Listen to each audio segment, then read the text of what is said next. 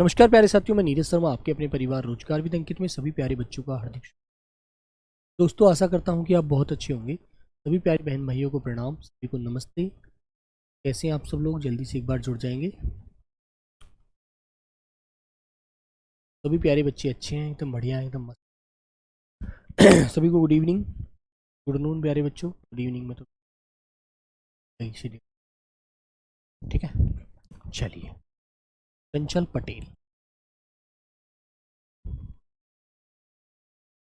अवधेश यादव, नमस्ते भाई, नमस्ते मेरे बच्चे। जय पांडे, अंजना, गुड आफ्टरनून।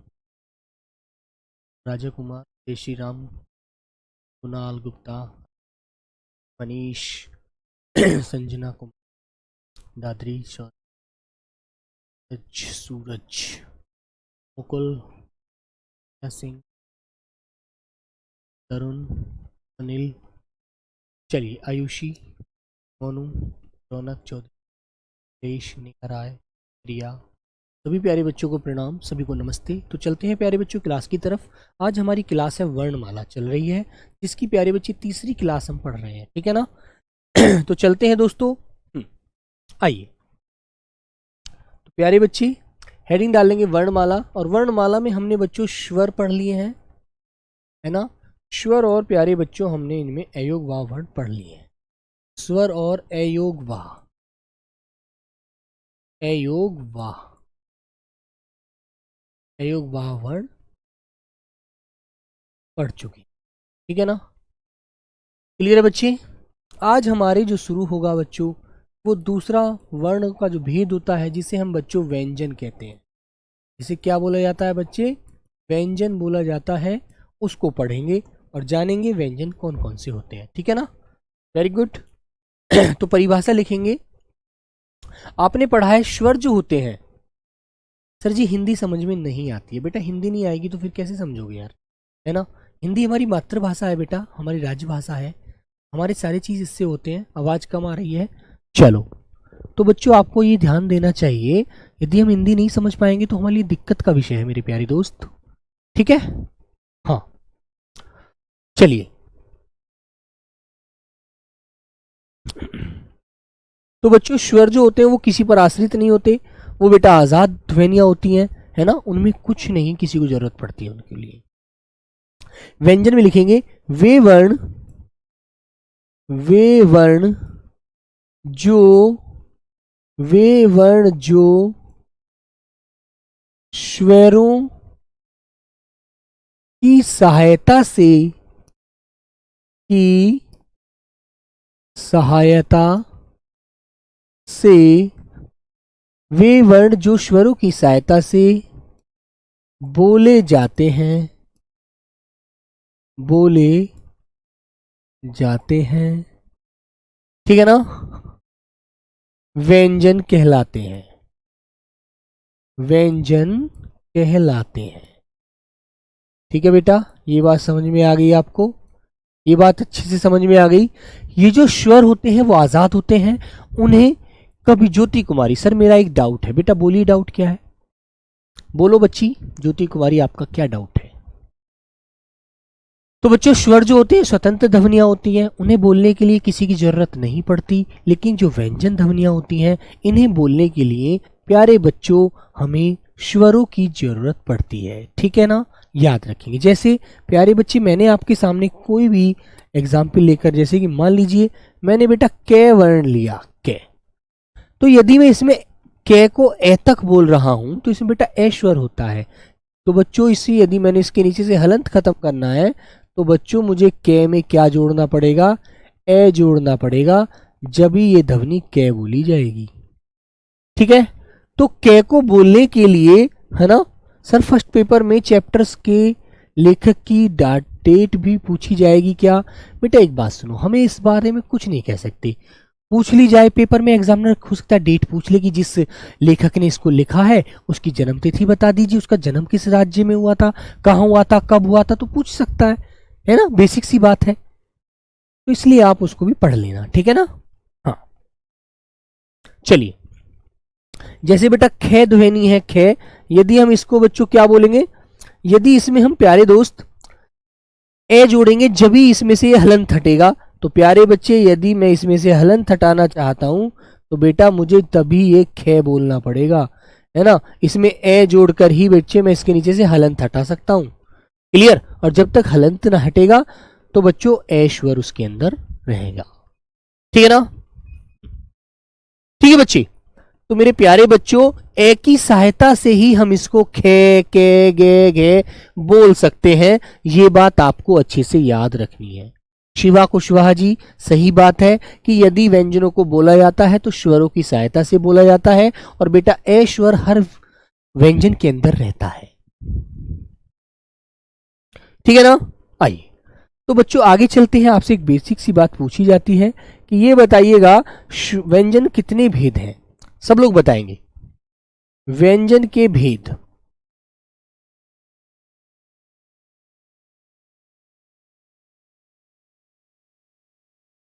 व्यंजन के भेद बताओ बेटा कितने होते हैं।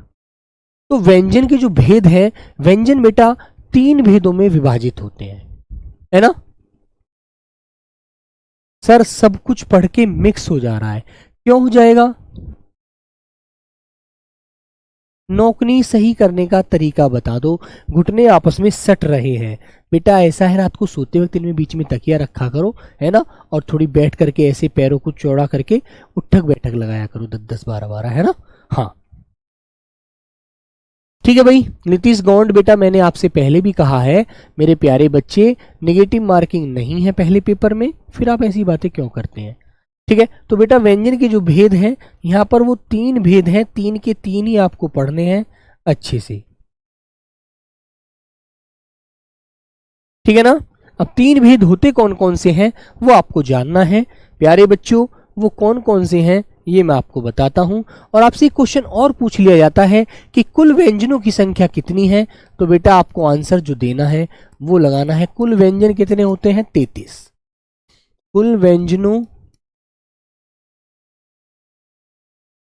व्यंजनों की संख्या बेटा 33 होती है, याद रखना। कुल व्यंजनों की संख्या कितनी है 33 है। अब 3 भागों में विभाजित होते हैं। वो 3 कौन कौन से भाग होते हैं। नंबर 1 तो बेटा आपका होता है स्पर्शी व्यंजन।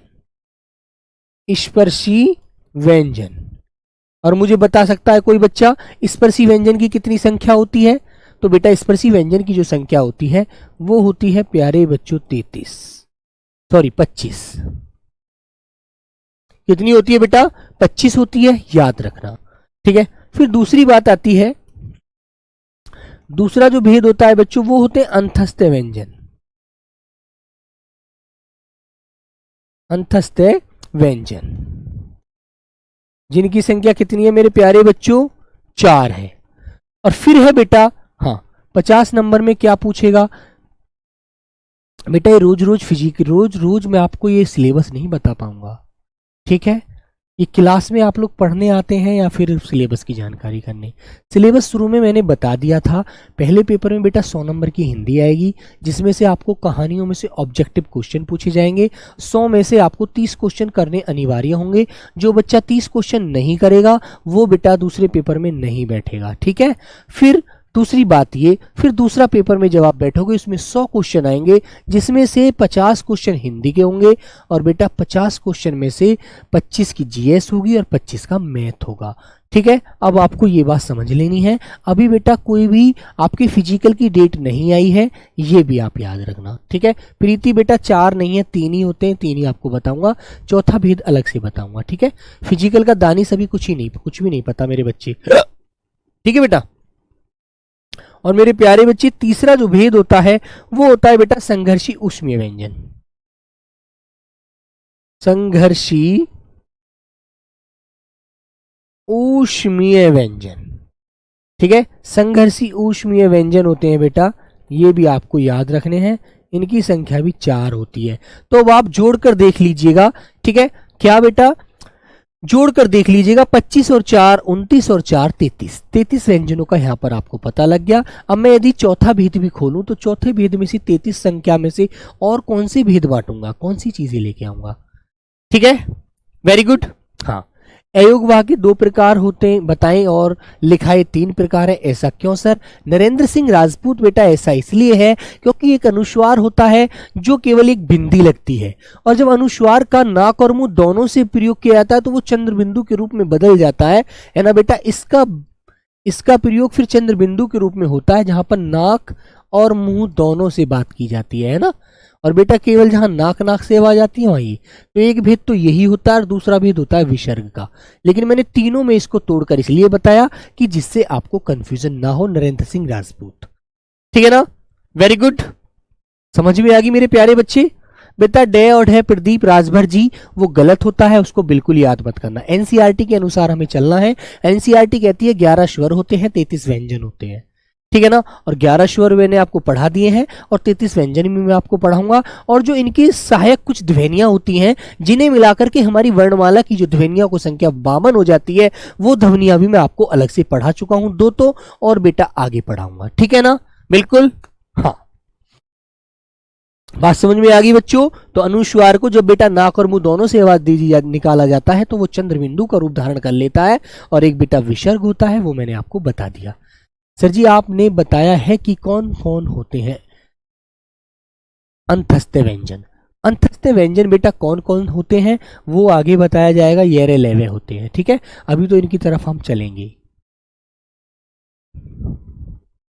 ठीक है बच्चों, चलिएगा।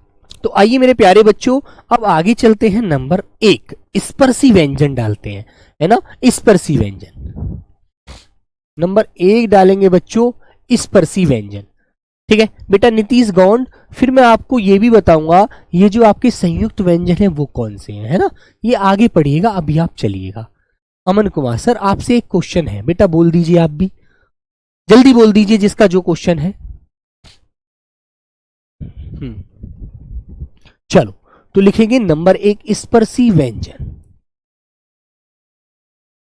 ठीक है मेरे बच्चों।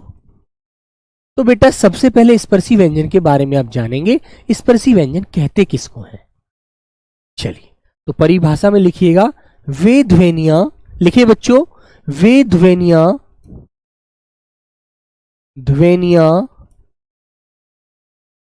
जो मुख के किसी भी भाग को छूते समझ रहे हैं, स्पर्श करते हुए, टच करते हुए, ठीक है ना, बिल्कुल, छूते हुए बाहर आती हैं या उच्चारित होती हैं, छूते हुए बोली जाती हैं,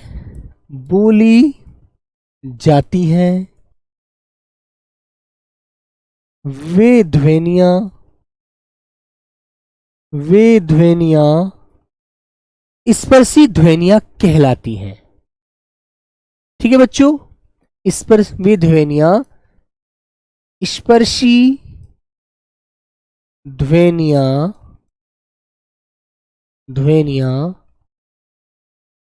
कहलाती हैं। कौन सी ध्वनियां कहलाती हैं बेटा? वो स्पर्शी ध्वनियां कहलाती हैं, याद रखना, ठीक है ना, बिल्कुल। चलिए अब बच्चों आपको इनकी संख्या पता है कितनी होती है? इनकी संख्या बेटा कितनी होती है? 25 होती है। और 25 होती है तो प्यारे बच्चे कहां से कहां तक, कैसे लेकर मैं तक होती है, ठीक है। हलंत मैं इसके नीचे से हटा देता हूं क्योंकि इनको स्वरों की सहायता से बोला जा रहा है, ठीक है ना। हाँ चलो, तो बेटा कैसे लेकर मैं तक होती हैं और 5 भागों में बटी होती हैं, 5 भागों में विभाजित होती हैं, 5 भागों में विभाजित होती हैं, ठीक है बच्चे। तो आइएगा मेरे प्यारे दोस्त, समझते हैं इसको, अच्छे से जानते हैं। आइए, तो नंबर 1 बेटा हमारी जो ध्वनियां है वो कंठ से बोली जाती हैं, ठीक है। अब इसको एक मैं आपको याद करने की ट्रिक बताता हूं, बड़ी छोटी सी ट्रिक है, ठीक है ना, ठीक है। आइएगा। तो बेटा मैंने इसको कंठ को के लिख दिया। दूसरी ध्वनि है बच्चों हमारी तालु वाली, जिसे प्यारे बच्चों मैंने टी लिख दिया। फिर हमारी तीसरी ध्वनि है मूर्धा वाली, जो मूर्धा वाले भाग से बोली जाती है, तो बेटा मैंने इसे एम लिख दिया, ठीक है ना। फिर प्यारे बच्चों हमारी आती है दंत वाली, दंत को प्यारे बच्चों मैंने डी लिख दिया। फिर दोस्तों हमारी ओष्ठ से बोली जाती है, होंठ बोलते हैं जिसको, है ना, तो बेटा इसको ओ लिख दिया। तो प्यारे बच्चों ये आपको अच्छे से समझ में आई, के टी एम ओ डी, ठीक है मेरे बच्चे, के टी एम ओ, के टी एम डी ओ, ठीक है। और एक बात मैं आपको देखो सिंपल सी बताता हूं, सब लोग समझना, ठीक है ना, हाँ, है ना बच्चों। सर जी एक क्वेश्चन है, भाषा की सबसे छोटी इकाई क्या होती है? भाषा की सबसे छोटी इकाई बेटा वर्ण होती है, वर्ण या ध्वनि होती है, और सार्थक पूछेंगे तो शब्द होती है, ठीक है ना, याद रखना। तो बेटा आपको बात जाननी है, कंठ तालु मूर्धा दंत ओष्ठ। यदि बेटा ऊपर से आप समझेंगे तो केटीएम एक बाइक होती है, आप बच्चे चलाते हैं, है ना, केटीएम एक बाइक है, और ओडी बेटा एक गाड़ी होती है, जिसे आप नीचे से याद कर सकते हैं, ओडी, ऐसे याद कर लेना, ठीक है ना, हाँ।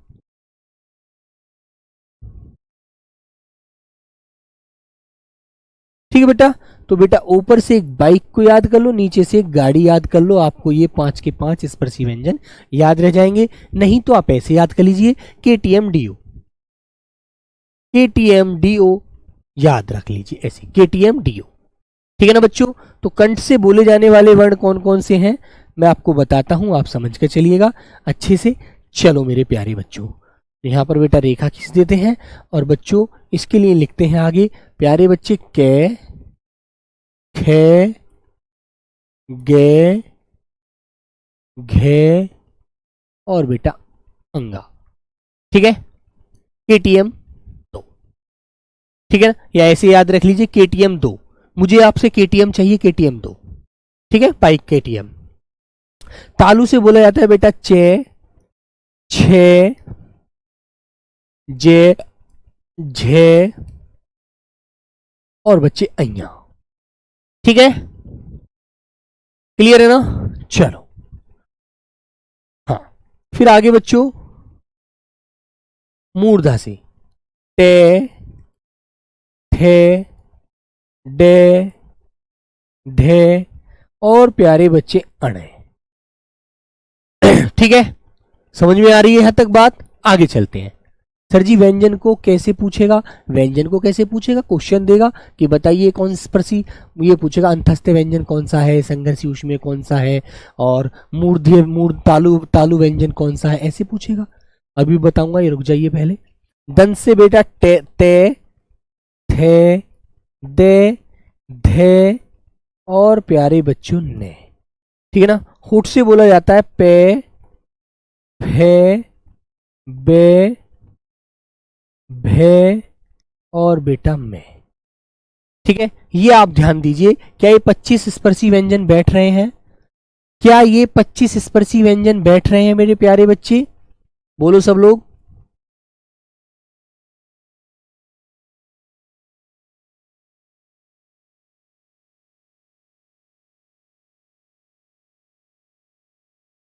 ठीक है बच्चों, वेरी गुड। बेटा कैचे टेपे कैसे बना लीजिए, अपने याद करने की ट्रिक आपको पता होनी चाहिए, ठीक है ना। अब आपको एक बात अच्छे से याद रखनी है, 1 2 3 4 5, ठीक है ना। तो ये प्यारे बच्चे हमारे कैसे स्पर्शी व्यंजन होते हैं? ये हमारे मुख के किसी ना किसी भाग को छूते हुए आते हैं। ये बच्चे कंठ से आवाज आती है, क्या कह गए की। ये जो तालु वाली आवाज होती है, जो हमारी तालव्य होता है, तालु, वहां से आती है। और ये बेटा मूर्धा, या इसको मूर्धन्य कह देंगे, मूर्धन्य। मूर्धन्य कौन सा भाग होता है? जब आप सुबह को बच्चों पेस्ट करते हैं सुबह को, तो आपने देखा होगा ऊपर वाले जीव के सॉरी मसूड़े के पीछे गड्ढे गड्ढे होते हैं ना। सब लोग बताओ, जीभ के पीछे गड्ढे गड्ढे होते हैं, ऐसे हाथ लगा के देखना तो ऐसे करके धारी धारी से होंगे, गड्ढे गड्ढे से होंगे। बेटा वो मूर्धा स्थान होता है जहां से हमारी जीवा पीछे उससे टकराती है और फिर ध्वनि बाहर निकलती है, वो मूर्धा स्थान होता है मेरे बच्चे, है ना। फिर होता है बेटा दंत। दंत तो हमारे सामने त थ द बोलकर देखो, द द द आपस में लगेंगे दंत, त थ द ध, एकदम आवाज फील हो रही है कि सामने से आ रही है आवाज, है ना। ओष्ठ, ओष्ठ होते हैं बेटा जिसमें होठ चलते हैं, पे पे बे बे बे, ठीक है ना। तो बताइए मेरे प्यारे बच्चों, यहां तक की बात आपको समझ में आई? बोलो बोलो बच्चे। फिर बेटा एक क्वेश्चन आपसे पूछ लिया जाता है कि ये बताइएगा स्पर्शी व्यंजन का कौन सा वर्ण नासिक्य होता है, जिसकी आवाज केवल नाक से आती है। तो बच्चों लिख देंगे स्पर्शी व्यंजन का, बेटा ये जो पांचवा वर्ण है ना, पांचवा, ये पांचवा वर्ण बेटा ये नासिक्य होता है ना। ठीक है बच्चों, तो लिख देंगे स्पर्शी व्यंजन का, स्पर्शी व्यंजन का पांचवा वर्ण नासिक्य होता है, जिसकी आवाज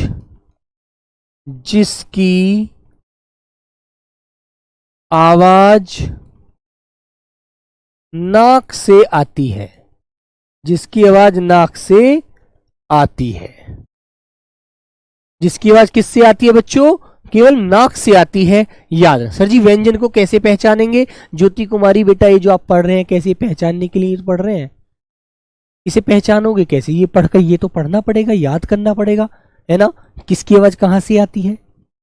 बोलो भाई, ये तो नहीं है, इसके लिए मेरे पास कोई घुट्टी तो है नहीं अब आपको जो मैं घोल के पिला दूं। बेटा जो ज्योति तुम फ्री हो जाओ, पढ़ो मत, मेहनत मत करो, अभ्यास तो करना पड़ेगा। जो कंठीय वर्ण है वो कै खे गए है पांचों। तालु वाले वर्ण बेटा चे छे जे जे अइया है। मूर्धा वाले टैठे डेडे है, ठीक है। दंत वाले बेटा तैथे दे ने है। ओष्ठ वाले पे पे पे में है। इनको तो आपको पढ़ना ही पड़ेगा, ठीक है। ठीक है, इतना सा तो भाई आपको कष्ट करना ही पड़ेगा, ठीक है। कंठ को और भी किसी नाम से जाना जाता है बेटा। अमन कुमार, कंठ को और किस नाम से जानेंगे? गले वाले को कंठीय वर्ण बोल सकते हैं, और तो किसी अन्य नाम से नहीं जानते, ठीक है।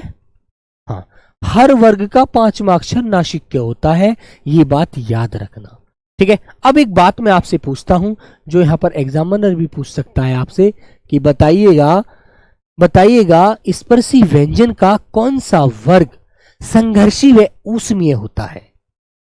हाँ,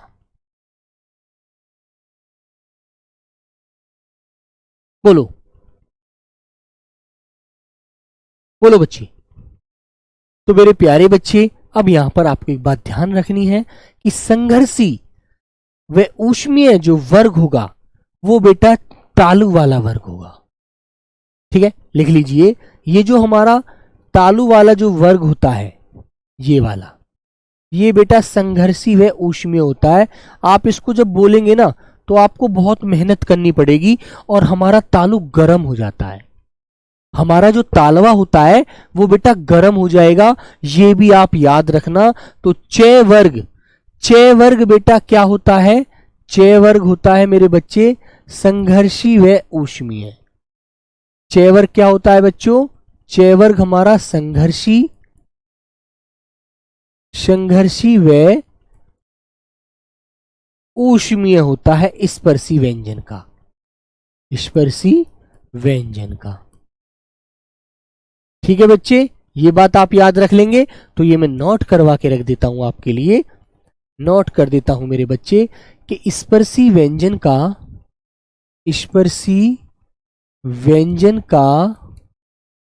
च वर्ग संघर्षी व ऊष्मीय होता है, ठीक है। तो याद रखेंगे। और च वर्ग का बेटा जो उच्चारण होता है वो किससे होता है? तालव्य से। मतलब मेरे प्यारे बच्चे तालु से। और ये सभी वर्ग कैसे हैं? संघर्षी ऊष्मीय। चे, छे, जे, झे और प्यारे बच्चे अइया। ये 5 के 5 वर्ग वर्ण हमारे कैसे हैं मेरे बच्चे? संघर्षी व ऊष्मीय है स्पर्शी व्यंजन के। बताइए किसकी समझ में ये बात नहीं आई? सब प्यारे बच्चे बताइए। तो ये बात समझ में आ गई, कभी क्वेश्चन में आया बताइए कौन सा स्पर्शी व्यंजन वाला वर्ग संघर्षी व ऊष्मीय भी होता है? तो आप बताएंगे सर जी च वर्ग होता है सारा। च वर्ग के सभी वर्ण जैसे च, छ, जे, झे, अइया जब बोलेंगे ना तो मुक्का बेटा भाग जो है ना हमारा तालु वो गर्म हो जाएगा, उससे घर्षण करते हुए स्पर्श करते हुए आते हैं। बेटा प्रदीप राजभर अभी आप बात ही नहीं समझे, वो तो संघर्षी ऊष्मीय होते ही हैं। ये बेटा स्पर्शी व्यंजन, स्पर्शी व्यंजन का वर्ग पूछा जाए। प्रदीप जी आप अभी शेष शह के पास हैं, वो आप बेटा वो अलग ही होते हैं।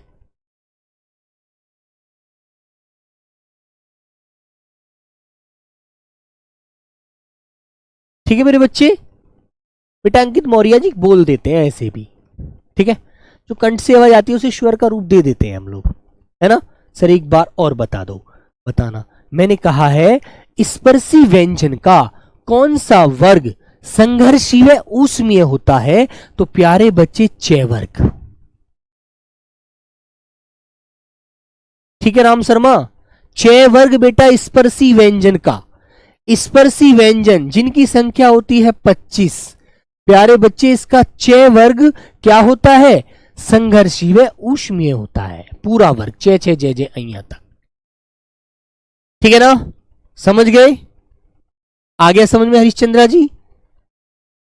Very good. ममता कुमारी आ गया प्यारे बच्चे। देखो बेटा यही बात ध्यान रखनी है, कभी आप शे लगा दोगे, अब क्वेश्चन कैसे आएगा देखो, क्वेश्चन ऐसे पूछा जाएगा, क्वेश्चन से ये बात क्लियर हो जाएगी। आइए ऐसे आएगा क्वेश्चन, स्पर्शी व्यंजन का, स्पर्शी व्यंजन का कौन सा वर्ग संघर्षी व ऊष्मीय होता है? ऊष्मीय होता है, ठीक है ना। ऐसे आपसे क्वेश्चन पूछेगा। अब आंसर क्या होगा? Option number A. आंसर बेटा कैसे होंगे वो आपको बताने हैं। ऑप्शन नंबर ए आएगा कंठीय वर्ग, बी होगा मेरे बच्चे आपका दंतीय वर्ग, दंतीय वर्ग। ऑप्शन सी होगा प्यारे बच्चे तालु वर्ग। ऑप्शन डी होगा मेरे बच्चे ओष्ठीय वर्ग।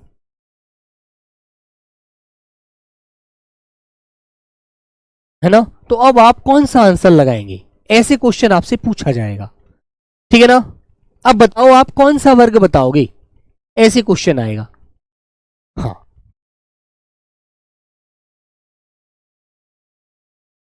बोलो सभी प्यारे बच्चे।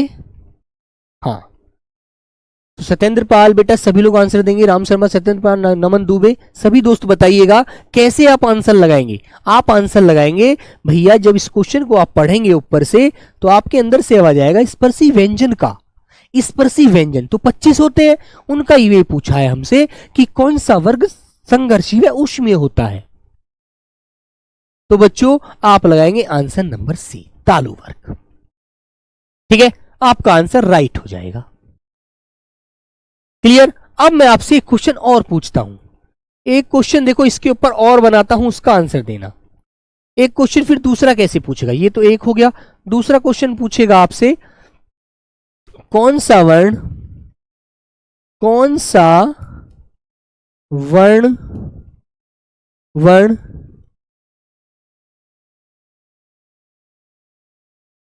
स्पर्शी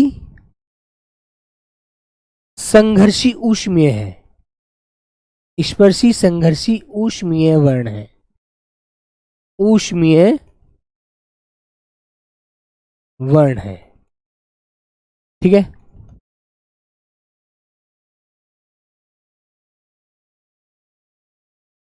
आंसर देगा प्यारे बच्चों आपको, आंसर देखना कौन कौन से देगा आंसर आपको।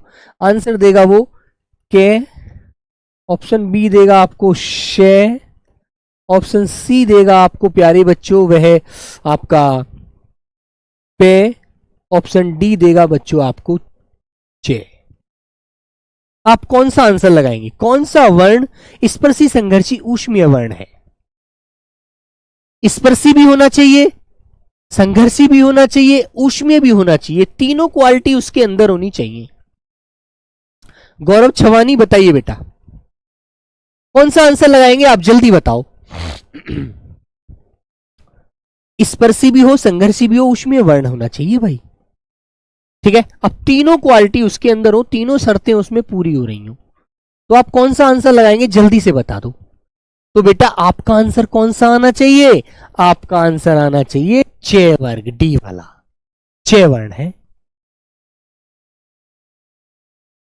सर टेस्ट में कुछ समझ में नहीं आ रहा बेटा, आज ममता कुमारी मैं भी देखता हूं टेस्ट में आखिर क्या है जो आप परेशान हो रहे हैं, है ना। चलो तो बेटा डी लगाना आप लोग, ठीक है, वेरी गुड। यहां तक की बात क्लियर हो गई, तो इस तरह के क्वेश्चन को आप क्लियर कर दोगे, ठीक है। आगे चले, ऐसे ही क्वेश्चन आपसे पूछा जाएगा, ठीक है मेरे बच्चे। चलिए तो अब आते हैं बेटा आगे। चलो बच्चों, तो प्यारे बच्चे यहां तक की बात हमारी क्लियर हो जाती है। हम 25 स्पर्शी व्यंजन पढ़ रहे हैं, उसमें हमने चे वर्ग भी पढ़ लिया। तो बेटा फिर एक बात आती है अघोष और अल्प प्राण और महाप्राण की। अल्प प्राण, आपसे एक बात पूछी जाएगी, प्राणत्व के आधार पर, प्राणत्व के आधार पर व्यंजन के भेद बताओ। के भेद कितने होते हैं बेटा, बताएगा कोई प्राणत्व के आधार पर। प्राणत्व का मतलब होता है हवा के आधार पर, प्राण का मतलब है हवा, हवा से जो ध्वनि बाहर आती है ना। दीपक बेटा याद रखो, ये लाइव क्लास चल रही है, लाइव पर ही आंसर देना है आपको। तो बच्चों प्राणत्व के आधार का मतलब जिसमें हमें हवा के आधार पर हम किसी भी शब्द को बाहर निकालते हैं, किसी भी ध्वनि को। कंठ में ए है, तालु में ई, बेटा वो स्वर हो गए अमन, ठीक है। रिकॉर्डेड क्लास है सर, बेटा रिकॉर्डेड क्लास नहीं है, ठीक है बच्चों। तो बताओ मेरे प्यारे बच्चे कितने भेद होते हैं, तो बेटा आपको आंसर देना है सर जी 2 भेद होते हैं। और 2 कौन कौन से होते हैं ये भी आपको आंसर में बताना है। 2 भेद कौन कौन से हैं। नंबर 1 होता है प्यारे बच्चे अल्प प्राण, अल्प प्राण। नंबर 2 होता है बेटा महाप्राण। ये बात मैंने आपको यहां पर समझा दी। नंबर 1 अल्प प्राण, नंबर 2 महाप्राण, ठीक है। तो बात समझ में आ गई, वेरी गुड। हाँ, तो अब मुझे तुम्हें समझाना है स्पर्शी व्यंजन में कौन से वर्ण अल्प प्राण है, कौन से महाप्राण है। आप पीछे चलिएगा, फिर इस बात में जब आप वहां क्लियर करे आओगे तो फिर मैं आपको यहां पर समझा दूंगा ये वाली बात, ठीक है। चलिए तो मेरे प्यारे बच्चे आइएगा। तो बेटा आपको ध्यान क्या देना है, मैं एक आपको सीढ़ी चढ़नी बता रहा हूं, सिंपल सी, ठीक है ना। तो मेरे प्यारे बच्चों आप ध्यान देंगे, पहला वर्ण देखो, पहला वर्ण एक से स्टार्ट करेंगे, 1 2 3 4 5 तक है, तो बेटा ये अल्प प्राण होता है। अल्प से शुरू करिएगा, है ना, बिल्कुल। अल्प प्राण बेटा महाप्राण, ए को मैंने अल्प लिखा, एम से महा लिखा, ठीक है। अल्प प्राण, महाप्राण, अल्प प्राण। तो बेटा एक बात आपको समझ में आ गई, 1 3 5, 1 3 5 क्या होते हैं, अल्प प्राण। तो मेरे प्यारे बच्चों यहां पर आ जाइए अब आप। तो बेटा अल्प प्राण की संख्या आपको पता लग गई, 1 3 5, मतलब पहला तीसरा पांचवा वर्ण जो होते हैं अल्प प्राण होते हैं स्पर्शी व्यंजन, ठीक है। हाँ, फिर आते हैं बेटा पीछे, अब चलते हैं महाप्राण की तरफ। तो दूसरा और चौथा वर्ण देखो, नीचे तक के 5 के 5 ये, 5 के 5 ये, तो 5 और 5 10 वर्ण आपके स्पर्शी व्यंजन के महाप्राण होते हैं, ठीक है। तो प्यारे बच्चों मैं, ठीक है, स्पर्शी व्यंजन के कितने वर्ण अल्प प्राण हैं, स्पर्शी व्यंजन के, स्पर्शी व्यंजन के अल्प प्राण वर्ण, अल्प प्राण वर्ण कितने हैं बेटा? 15। ठीक है, कितने हैं यहां पर? 15। और स्पर्शी व्यंजन के प्यारे बच्चे महाप्राण वर्ण कितने हैं? एक बात ये, दूसरी बात ये, स्पर्शी व्यंजन के महाप्राण वर्ण, महाप्राण वर्ण कितने हो गए बेटा? अब ये 2 हैं तो 2 में कितनी संख्या आएगी? 10। तो 25 वर्ण हमने पढ़े, 25 के बारे में हमने जान लिया। अल्प प्राण में कुल स्वर और व्यंजन 30 वर्ण होते हैं। बेटा अमित राजभर जी, अभी मैं आपकी इस बात को गलत ठहरा दूंगा कि 30 वर्ण नहीं होते, ज्यादा भी होते हैं। ठीक है, आइएगा। तो मेरे बच्चों यहां तक आपको ये बात समझ में आ गई? कर दोगे ना क्लियर? दूसरा और चौथा वर्ण महाप्राण होता है, पहला तीसरा पांचवा अल्प प्राण होता है स्पर्शी व्यंजन का। ये वाला पहला तीसरा पांचवा वर्ण अल्प प्राण होते हैं बेटा, है ना, और ये दूसरा और चौथा महाप्राण होता है। बात समझ में आ गई? Very good. ठीक है, अब मुझे आपको एक बात और बतानी है। रोशन बेटा अभी लिखवाऊंगा परिभाषा, परेशान ना हो। ठीक है, क्लास रिपीट हो रहा है, एक बार चेक कर लीजिए बेटा। रिपीट ऐसे नहीं है मैं आगे पीछे कर रहा हूं, आपको इसलिए लग रहा होगा। ठीक है, मैं रिपीट खुद कर रहा हूं। अच्छा चलो, फिर बच्चे एक बात मुझे आपको और बतानी है, इसमें अघोष और सघोष वाली बात। ठीक है ना? हाँ, तो बेटा यहां पर आ जाइएगा। तो मेरे प्यारे बच्चे ये जो दोनों वर्ण हैं हमारे पहले दूसरे, बेटा ये क्या होते हैं? अघोष होते हैं, अघोष। और बाद के तीनों जो होते हैं बच्चों, ये हमारे सघोष वर्ण होते हैं, सघोष, या बेटा इनको घोष भी कहा जाता है, सघोष या घोष। ठीक है, तो पहले जो हमारे पहला और दूसरा वर्ण है ना, ये 10 के 10 क्या है? अघोष। और बाद के तीनों जो बेटा 15 वर्ण हैं वो होते हैं सघोष। ठीक है, वेरी गुड। बात आई, ये बात समझ में आई? मनीष राजपूत, नहीं सर सही में रिपीट हो रहा है क्लास। बेटा यहां चेक कर लिया क्लास, वैसे तो रिपीट नहीं हो रहा। बोलो। तो बच्चों आपको बात समझ में आ गई? पहला और दूसरा क्या होते हैं बेटे भाई? अघोष वर्ण होते हैं। और तीसरा चौथा पांचवा जो होते हैं वो सघोष वर्ण होते हैं। ठीक है, अब तुम्हें अघोष और सघोष के बारे में पता होना चाहिए। अल्प प्राण महाप्राण के बारे में तो पता लग गया।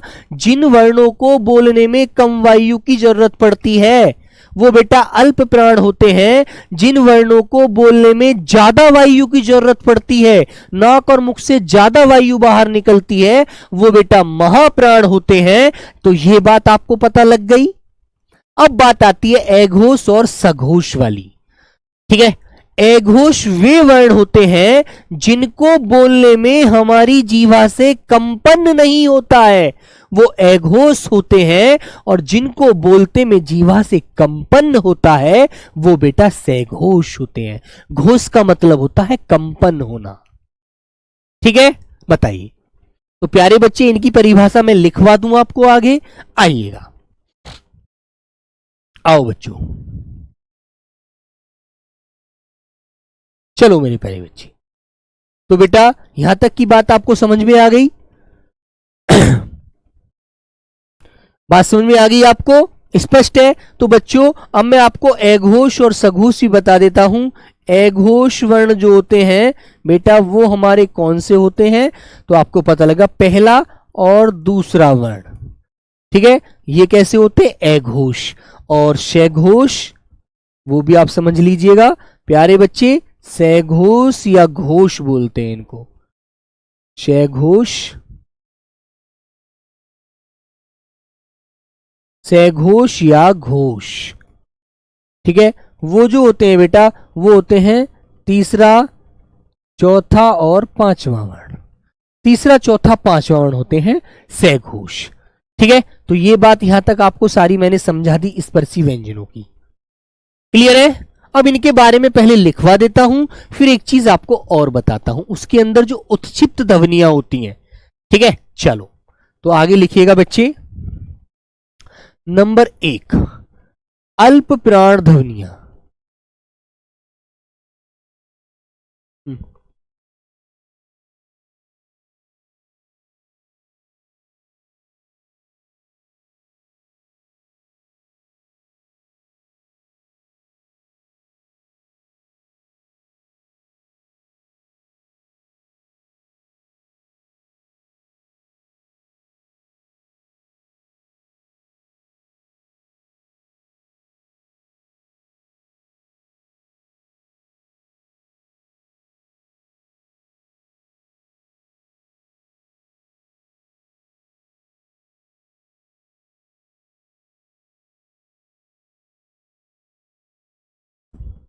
चलिए बच्चे, तो प्यारे बच्चे अल्प प्राण ध्वनि,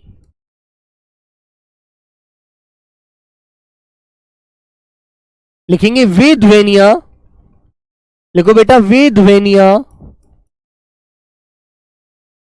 वे ध्वनियां जिनको बोलने में, जिनको बोलने में, बोलने में कम वायु की, कम वायु की आवश्यकता होती है, आवश्यकता होती है, ठीक है, आवश्यकता होती है, ठीक है बेटा, जिन्हें बोलने में कम वायु की आवश्यकता होती है, ठीक है। तो जैसे वो कौन कौन सी ध्वनियां हैं प्यारे बच्चे अल्पप्राण, पहला वर्ण, तीसरा वर्ण और पांचवा वर्ण, ठीक है, पहला वर्ण, तीसरा वर्ण और पांचवा वर्ण। अब वो होते कौन कौन से हैं, क हो गया, ख छोड़कर बेटा ग हो गया, और घ छोड़कर अंगा हो गया, ठीक है, वेरी गुड। फिर बेटा चे आता है, चे हो गया, छ छोड़कर जय हो गया, जय छोड़कर प्यारे बच्चे अय्या हो गया, ठीक है। देखो मैं लिखवा रहा हूं कौन कौन सी होती है मेरे बच्चे, याद रखना, ठीक है बच्चे। फिर बेटा टे आता है, टे हो गया, ठे के बाद में बच्चों डे हो गया, ढे और बेटा अणे हो गया, ठीक है, वेरी गुड। हाँ फिर आता है बेटा ते, दे, धे के बाद बेटा ने हो गया, ने। फिर आ गया मेरे बच्चे पे, बे, भे के बाद बेटा में। तो ये हमारे 15 वर्ण हैं जो बच्चों कैसे होते हैं प्यारे बच्चों, अल्प प्राण होते हैं, अल्प प्राण, ठीक है ना। और एक चीज मुझे आपको इसमें और ऐड करानी है, वो मैं पीछे अभी ले जाता हूं फिर ऐड करता हूं, ठीक है, आ जाओ। हाँ तो बेटा 15 वर्ण तो आपके ये स्पर्शी व्यंजन हो गए अल्प प्राण, स्पर्शी व्यंजन के अल्प प्राण, ठीक है ना। और फिर देखो एक चीज पीछे आ जाइए जल्दी से बेटा, ये जो हमारी डे ध्वनि होती है उत्क्षिप्त बनेगी जो आगे चल करके, आवाज नहीं आ रही है, आवाज क्यों नहीं आ रही है बेटा, आवाज तो बहुत आ रही है, आप पता नहीं कैसे कर रहे हैं, ठीक है। ये जो ध्वनि है ना हमारी, कौन सी वाली, देखो बेटा जिसको मैं गोल करने जा रहा हूं, ये ध्वनि जो है ये वाली, ये भी हमारी अल्प प्राण के अंदर आएगी। और ये वाली ध्वनि जब मैं इनके नीचे ताड़न जात लगा दूंगा तो बेटा इनके नीचे ये बदल जाएंगी, ये ढ जो होता है ये महाप्राण में आता है, और ये जो आता है बेटा अल्प प्राण में आता है। तो ये भी आपको याद रखना है, ध्यान देना, ठीक है बेटा। अमित राजभर जी, आप बेटा 30 बता रहे थे अल्प प्राण, एक बार आप ध्यान दीजिएगा, बिल्कुल आपकी एडवाइस को हम सिर माथे से धन्यवाद करते हैं, ठीक है। हाँ आ जाइए। तो बच्चों एक ध्वनि हमारी उत्क्षिप्त व्यंजन वाली भी होगी, कौन सी मेरे प्यारे बच्चे, उत्क्षिप्त वाली भी होगी, जो बेटा ये वाली होगी जिसके नीचे ताड़न जात लग जाएगा। और मेरे बच्चे 11 इसमें मैं स्वर भी ऐड करने वाला हूं, 11 स्वर, और बेटा 12 ध्वनि ये हो गई। तो बेटा 15 और 12 का कोई योग कर सकता है यहां तक? तो यहां तक जितना मैंने अभी आपको पढ़ाया है, समझाया है, वहां तक आपकी ध्वनियों की संख्या कितनी हो जाती है? 15 और 11 बेटा 26 और 1 27 ध्वनियां अभी हमारी यहां तक हो गई हैं, ठीक है। फिर मैं आपको येरे लेवे पढ़ाऊंगा, वो भी इसी में ऐड करूंगा। तो बेटा 27 और 4 होती है 31 ध्वनियां, तो मेरे बच्चे वो भी मैं अल्प प्राण में ही लिखवाऊंगा, ये रे ले और बच्चों वे, ये भी बच्चों मैं इसी में ऐड कराने वाला हूं, ये वाली 4 भी। तो कुल मिलाकर मुझे 31 ध्वनियां ये आपको अल्प प्राण ध्वनियां बनानी है, ठीक है ना। समझ में आ गई यहां की बात? तो ये ध्वनियां भी बेटा किस में लूंगा मैं? इन्हीं में शामिल करूंगा आगे चल के। अभी मैंने इनको ना पढ़ाया है और ना इन्हें मैं अभी यहां पर ले रहा हूं, ठीक है। चलो तो बच्चों यहां तक आपको अल्प प्राण की बात क्लियर है। टोटल मैं लास्ट में करा दूंगा, आप परेशान ना हो। कुछ समझ में नहीं आ रहा है सर? बेटा वीरेंद्र जी अभी समझ में क्यों नहीं आ रहा है? अल्प प्राण ध्वनियां समझ में नहीं आई जो आपने पीछे 25 स्पर्शी व्यंजनों की पढ़ी हैं। 15 वर्ण स्पर्शी व्यंजन होते हैं, व्यंजन अल्प प्राण है। ठीक है, ये भी बात आपको समझ में नहीं आई है?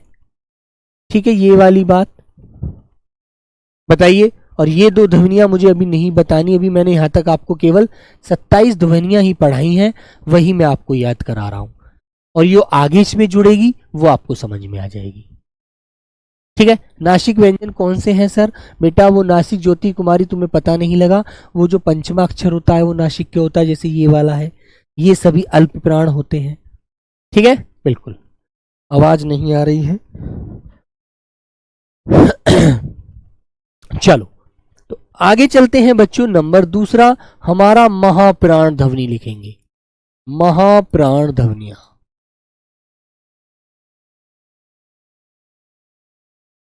महाप्राण ध्वनियां कौन सी होती हैं? वे ध्वनियां जिनको बोलने में ज्यादा वायु की जरूरत पड़ती है ना? टोटल ध्वनियां हैं बेटा, टोटल ध्वनियां बाद में पढ़ाऊंगा, पहले एक एक क्लियर करते चलिए। देखेंगे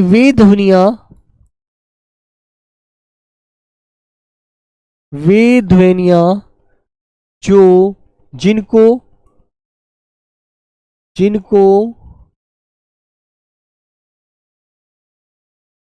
बोलने में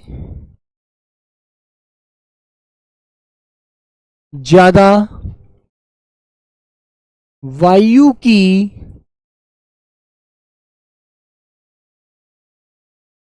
आवश्यकता होती है, ठीक है बच्चों, वे ध्वनियां कौन सी होती है? महाप्राण ध्वनियां होती हैं। ठीक है ना? अब तुम्हें वो महाप्राण ध्वनियां बेटा कौन कौन सी होती हैं वो आप समझ लीजिए। मैंने आपको भी पीछे बताया था, दूसरा और चौथा वर्ण। ठीक है, ये लेवे होता है बेटा, ये ब्रजेश तिवारी जी, ये में है नहीं आता, है अल्प प्राण नहीं है तो महाप्राण है दोस्त।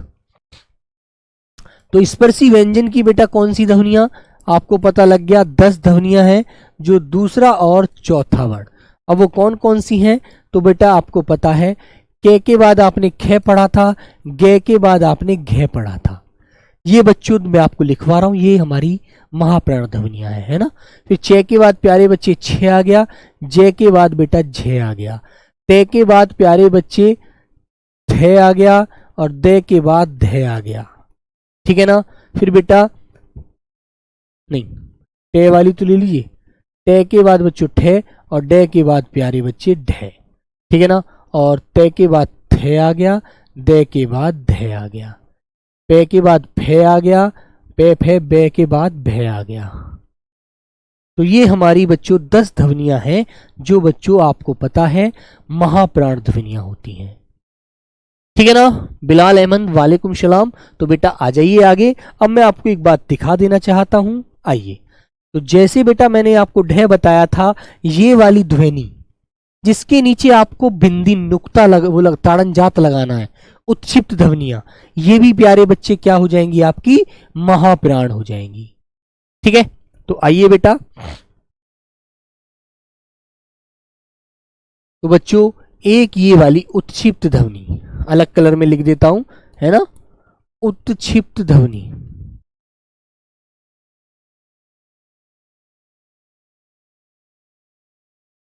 है, जिसके नीचे बेटा ऐसे बिंदी आएगी, ये भी आपकी बेटा इसमें ही जुड़ेगी। ठीक है, तो ये अभी 11 ध्वनियां मैंने पढ़ाई हैं। अभी मैं आपको महाप्राण ध्वनि 4 और पढ़ाऊंगा। कौन कौन सी? वो होंगी बच्चों शे, शे, शे और है।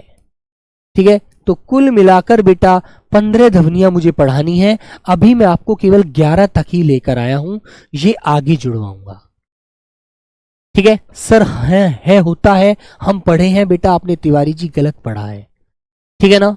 है जो होता है बेटा वो महाप्राण होता है, अल्प प्राण नहीं होता, याद रखना। सघोष होता है, अल्प प्राण, महाप्राण होता है, याद रखना अच्छे से। ठीक है ना? हाँ, क्लियर बच्चों? तो मेरे प्यारे दोस्त, यहां तक मैंने आपको ये जो पढ़ाया है, ये अभी मैंने नहीं पढ़ाई है, इन्हें मैं बाद में ऐड कराऊंगा। अभी तक जितना पढ़ा दिया है वहीं तक आपको मैं सारी चीजें बताता चल रहा हूं। ठीक है बच्चों। तो प्यारे दोस्त, ये बात आपको यहां तक समझ में आई।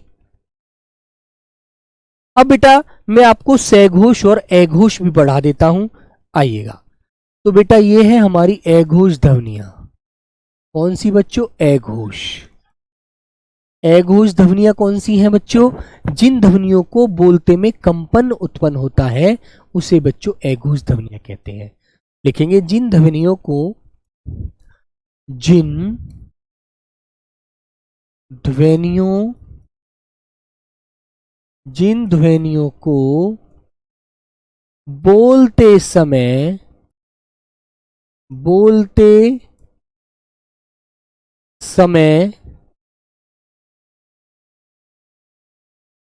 कंपन नहीं होता है। ठीक है, जिन ध्वनियों को बोलते समय कंपन नहीं होता है, और वो बेटा स्पर्शी व्यंजन की कौन सी ध्वनि होती है? स्पर्शी व्यंजन की पहली और दूसरी, पहला व दूसरा वर्ण। ठीक है, तो बेटा आपके सामने मैं लिख देता हूं कौन कौन से हैं। क, ख, ठीक है, च, छ, ठीक है, टे, ठे, टे, ठे, ते, थे, पे, फे। ये बेटा अघोष ध्वनि, सॉरी अघोष ध्वनियां होती हैं। ठीक है, और अघोष अभी आपको 10 ही पढ़ाई हैं, और इनमें बेटा 4 ध्वनि मैं कौन सी और जोड़ूंगा वो ध्वनि भी आपको बताऊंगा आगे। ठीक है, कौन सी जोड़ूंगा? शे शे शे वाली। ठीक है, हम यही बोले थे, नवीन सर नहीं माने थे बेटा। वो उन्होंने ये बताया होगा कि वो सघोष होते हैं, अल्प प्राण नहीं बताया होगा। ठीक है अल्प प्राण नहीं होता दोस्त ब्रजेश तिवारी जी, बेटा वो सघोष बताए होंगे, आपने गलत समझा है। ठीक है, अघोष अल्प प्राण में नहीं आता, ये कभी भी है ना। काकल्य ध्वनि होती है, अल्प प्राण में नहीं आती बच्चों, याद रखो। तो बेटा यहां तक की बात समझ में आई। अब यहां से आगे मैं आपको कल इसी से पढ़ाने वाला हूं, आगे आपको अघोष ध्वनियां पढ़ाऊंगा, वो भी आपको बताऊंगा। ठीक है ना। तो बेटा यहां तक इसमें मैं और कौन सी जोड़ने वाला हूं आपके लिए अघोष ध्वनियां, वो होती हैं शे, शे और ये तीनों शे जो होंगे, शे, शे और शे, ये तीनों, ये सघोष नहीं होती, अघोष होती हैं। ठीक है, इनको मैं आप कंपन का मतलब क्या होता है शोभा कुमारी? कंपन बेटा वो होता है जब हम बोलते हैं ना तो हमारी जीवा कंपन करती है इनके उच्चारण में, उसे कंपन, उसे अघोष कहते हैं। जिसमें कंपन होता है वो सघोष, जिसमें ना हो वो अघोष। ए का मतलब बिना कंपन के। ठीक है ना, ये चीज आपको याद रखनी है। अभी मैं आपको ये तो यहां तक समझाया हूं केवल, इससे आगे भी समझाऊंगा, और फिर इसको बेटा कल ही मैं इनको सारी एक बार इकट्ठी आपको लिखवा दूंगा कि अघोष ध्वनियां इतनी, सघोष ध्वनियां इतनी, अल्प प्राण वर्ण ये होते हैं इतने, और महाप्राण होते हैं इतने। लास्ट में मैं आपको ये अभी तो मैं समझा कर बता रहा हूं कौन कौन से हैं, फिर कल मैं इनको एक लाइन में बता दूंगा, एक एक लाइन में, जिससे आपको पेपर में एक एक लाइन के याद होने चाहिए, है ना। बिल्कुल। अमन कुमार, सर जी आ किस भाषा से गठित है? बेटा आ किस भाषा से गठित है ये तो कोई क्वेश्चन नहीं बना आज तक, भाई मेरी समझ में तो आया नहीं। आ तो एक स्वर होता है, दीर्घ स्वर होता है बच्चों। ठीक है ना। वर्षा कुमारी, प्लीज सर बेटा बताओ क्या है? मेरठ से हूं सर। अच्छा, वेरी गुड। ठीक है भाई, तो कल मैं आपको, अभी तो मैं इनको सारी चीजों खोल कर समझा रहा हूं, कल इनको जब लास्ट क्लास में, जब हम क्लास को कल अंत करेंगे तो सबको एक एक लाइन में वन लाइनर लिखवा दूंगा, जिससे पेपर में आपको दिक्कत ना हो। ठीक है ना, कि हमारे अल्प प्राण 31 होते हैं, महाप्राण इतने होते हैं, अघोष वर्ण इतने होते हैं, सघोष वर्ण इतने होते हैं, और ये होते हैं। ठीक है, चलिएगा। तो सभी प्यारे बच्चों को प्रणाम, सभी को नमस्ते, मिलते हैं कल वाली क्लास में। सभी प्यारे बच्चों को जय हिंद, धन्यवाद, tata, bye bye, take care.